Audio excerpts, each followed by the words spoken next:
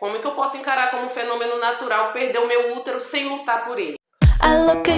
Bem-vindos a mais um vídeo do nosso canal. Nesse vídeo eu quero abordar aí com vocês alguns sintomas do mioma que não são ditos para a mulher, né? Não são ditos para a mulher e que ela muitas vezes está sentindo esse sintoma, mas não identifica que pode ser um ataque direto ao seu útero. Então vamos aí ao nosso assunto.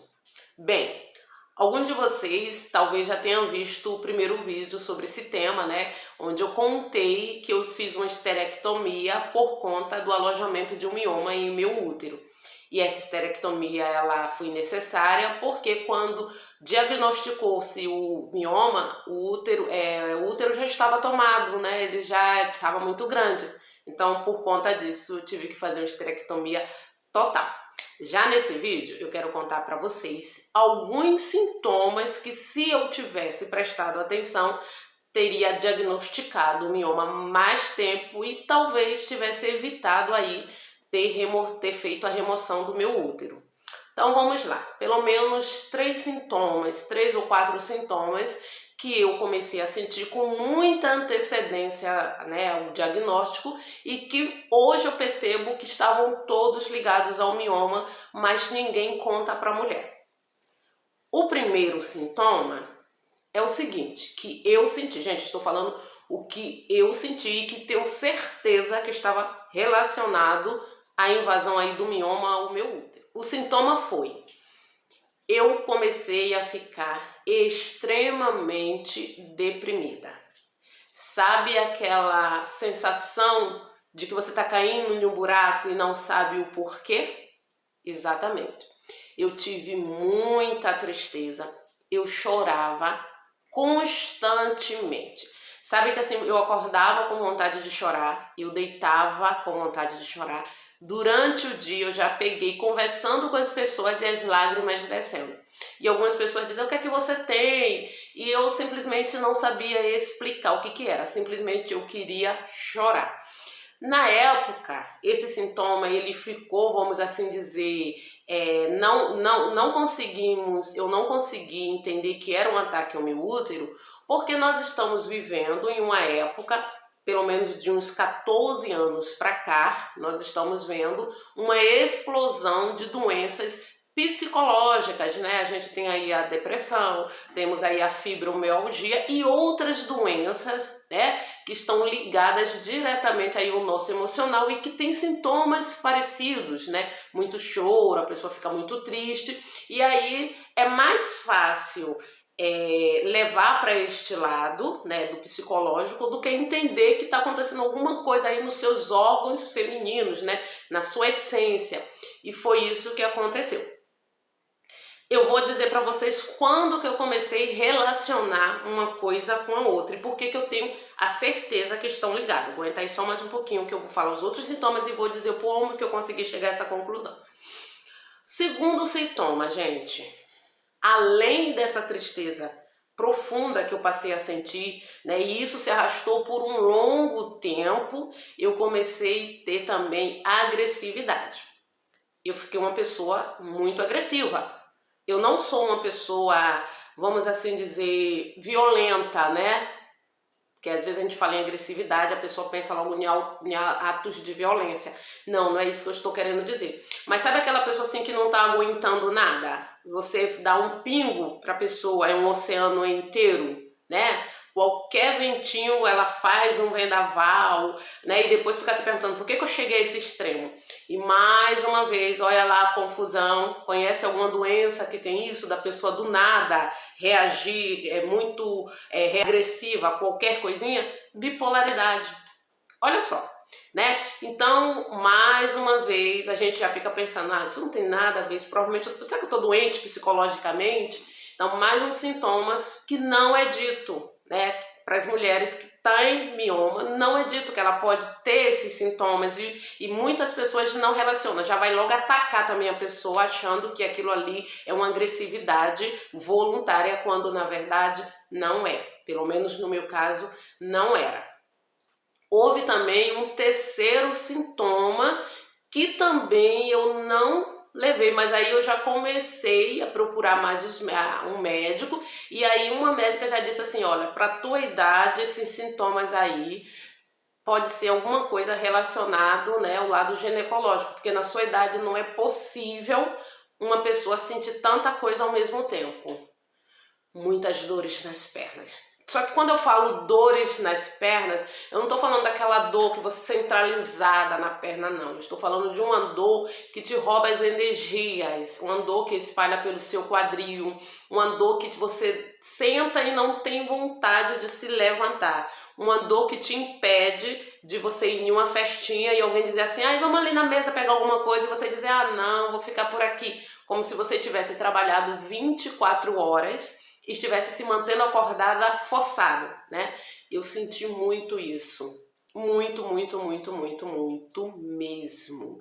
E ainda assim, para mim, não tinha nada a ver, né, com o meu ginecológico, até que uma médica falou. Tá se perguntando, Ana, mas diante desses 3 sintomas, você não procurou um médico? Procurei.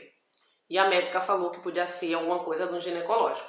Fiz alguns exames, fiz o Papa Nicolau e chegou lá, não tinha nada, né? Só aquelas coisas normais mesmo aí do lado feminino, às vezes uma inflamaçãozinha, coisa do tipo. Em uma daí, tá, então eu fui em um médico particular. Meu esposo marcou lá um médico particular, um ginecologista. Ao chegar nesse ginecologista, foi feito uma transvaginal.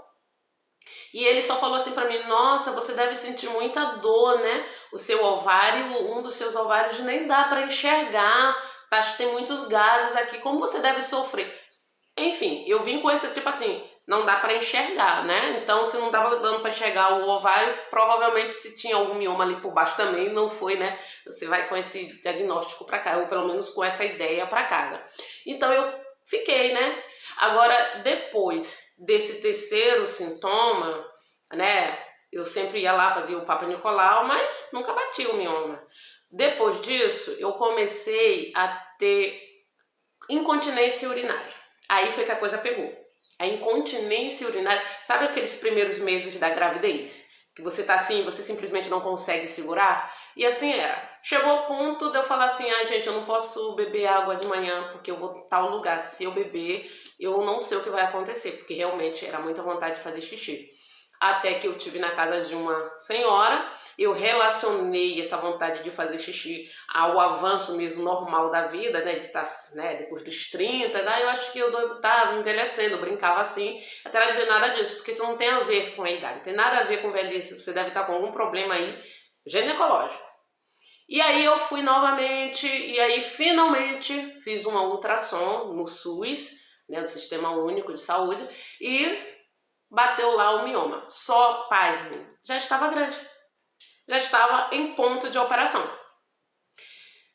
Depois dessa situação toda, né, desses sintomas, a coisa parece que depois que você entende que você está com um mioma, as coisas tendem a piorar, por algum motivo tende a piorar.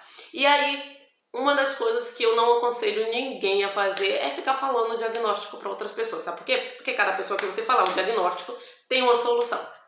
E aí, você começa a tomar coisas, a fazer coisas, e talvez você não dê tanta importância à necessidade de já ir procurar insistir com os médicos para tratar o seu assunto. Foi exatamente o que eu fiz, né? E para mim isso foi um erro. Depois eu vou fazer um vídeo falando sobre os erros que eu cometi, que dificultaram aí o diagnóstico, que dificultaram aí a minha, vamos assim dizer, a solução do meu problema e que me levaram o útero, tá? Então eu fui, né, para não me perder aqui no assunto, então depois dessa situação, né, de contar isso, cada um dar um diagnóstico, entre isso e realmente a remoção do mioma, a extração do problema, levaram-se pelo menos uns 3 anos. Ficamos sem médicos aqui na unidade e muitas coisas se passaram. E resumo, eu fiz a operação há 2 meses atrás, tem um vídeo aí, se você não viu, vai, espera terminar isso aqui, vai nesse vídeo, veja, né, o que aconteceu, como é que foi, se foi difícil, se não foi. E se você tiver realmente precisando fazer uma cirurgia, se você tiver com mioma, é bom ficar atento aí aos sintomas. Eu espero, né, que esse relato dos sintomas, né, possa te ajudar, porque pode ser que você esteja sentindo alguma coisa do tipo e assim como eu esteja relacionando a problemas psicológicos. E aí você fala, Ana, você falou e não disse como é que você chegou à conclusão que tudo era um mioma. Porque eu extraí o mioma. Com o mioma, foi embora as lágrimas. Gente, aquilo é uma praga. Se você tiver o diagnóstico, isso é uma coisa que eu vou falar aqui pra vocês, do fundo do meu coração. Se você recebeu o diagnóstico de mioma, ponha de uma vez por toda na sua cabeça, não repita o meu erro. Você está doente e você precisa se cuidar. Precisa procurar um médico, precisa tomar medidas para tirar isso de dentro de você urgentemente. O mioma não faz parte do seu corpo. Procura um médico, não tente se receitar, vá aos especialistas. Esse aí é o meu apelo a vocês. Talvez vocês, por diagnosticar rápido e tomar as medidas rápido, talvez você não tenha que perder o seu útero. Todo mundo fala que é só um acessório, que é só para mulher ter filho. Não, gente, é o órgão que gera a vida, sim. Chega uma época que a gente realmente não se reproduz mais, mas Deus fez o nosso corpo com este órgão. De alguma forma, a gente é completa com ele. Claro que se a gente precisar remover, ok, vamos lá, né? Mas não encarar como um fenômeno natural ser mutilado. Eu não encaro um fenômeno natural perder um dedo. Eu não encaro como um fenômeno natural perder uma orelha. Como é que eu posso encarar como um fenômeno natural perder o meu útero sem lutar por ele? Então, essa é a minha dica. Se gostou desse conteúdo, por favor, compartilhe com outras mulheres. Não deixe o conteúdo parado. E deixa o seu like. Se não é inscrito, inscreva-se aí no nosso canal. Fica com Deus e até o próximo vídeo. Espero você muito em breve.